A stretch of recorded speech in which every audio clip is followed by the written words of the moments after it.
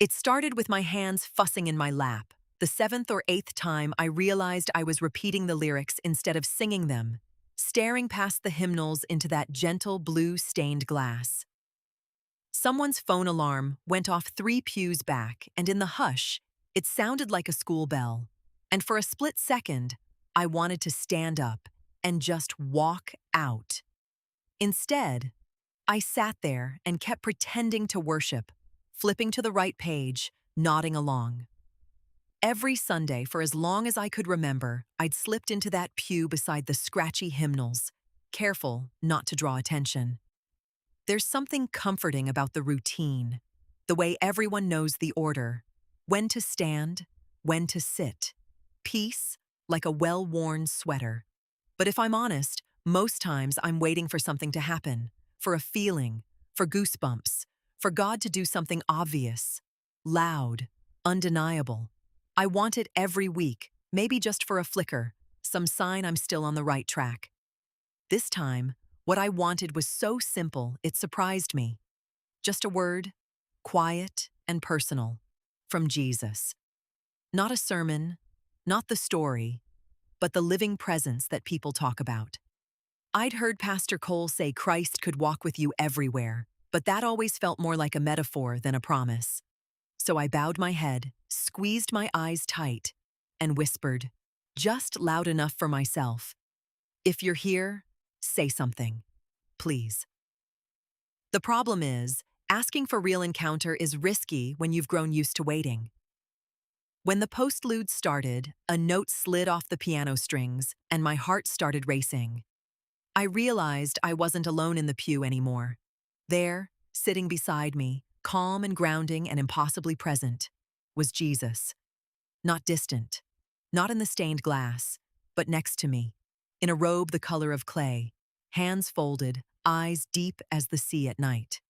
No blinding glow, no heavenly chorus, just a quiet presence that saw every part of me. The church faded behind us, and all I heard was breathing. I went to speak, but my mouth stuck. What do you say to the presence you've built your whole belief system around? Jesus didn't fill the silence with holy wisdom. Instead, he just turned and asked, "Why are you waiting for me to live your life?" I fidgeted with my wristwatch, the familiar weight grounding me. I said, "I thought that was the whole thing. You save, you lead, you fix me, and someday fix the world." That's what they told me. That's what everyone is waiting for. He shook his head, gentle and sad, and said, "The Christ you're waiting for is alive in you already. Don't give away your life, waiting for permission." His words knocked the wind out of me because they were so obvious and so different from everything I'd trained myself to believe. I tried to argue, but all I had were borrowed phrases and half-remembered sermons. He just looked at me, really looked, the kind of gaze that makes excuses shrivel. If I was going to follow, I'd have to stop hiding, stop waiting for rescue, actually risk showing up in my own life, messy and unfinished as it is. The longer I sat there, the more uncomfortable it got. I suddenly saw how much of my spirituality was built on waiting for something outside myself, counting on someone else, Jesus, Pastor Cole, the right prayer, the next revival, all to avoid having to sit with my own fear, my own shame, my own restlessness. My hands twisted the fabric of my too big shirt. I realized I was hiding behind religion because being responsible for my soul sounded terrifying. But the alternative, just endlessly waiting, felt worse. For a second, I wanted to flee, but there was nowhere left to go. So I gave in, just a little. I sat back and let Jesus' presence fill the space inside me that I'd always tried to keep locked. Instead of running, I let myself feel all the ache and all the longing I'd smothered with good intentions and Sunday habits. That moment, that's when I finally heard the thing I'd been aching for. And it wasn't a voice from outside. It was that soft, insistent knowing, right in my chest, saying, "You have permission to be awake. You get to be responsible for your own healing. You get to let Christ be alive in you, not some story from long ago or hope waiting for the end of the world. When it was over, when the church lights flickered back on and everyone started shuffling out to the parking lot for coffee and little styrofoam cups, I was still me. My collar was crooked, my palms a little damp, but something had shifted.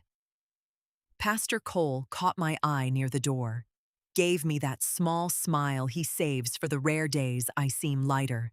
He asked if I was coming to Bible study next week, and I nodded, but there was a warmth in me that came from somewhere deeper than habit.